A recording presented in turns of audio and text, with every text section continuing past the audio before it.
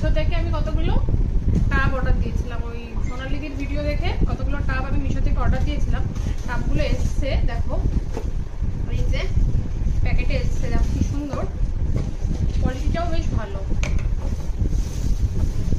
এই যে দেখো 5টা কালারের আছে, হ্যাঁ 5টা কালারের আছে। আমি একটাই খুলে দেখাচ্ছি।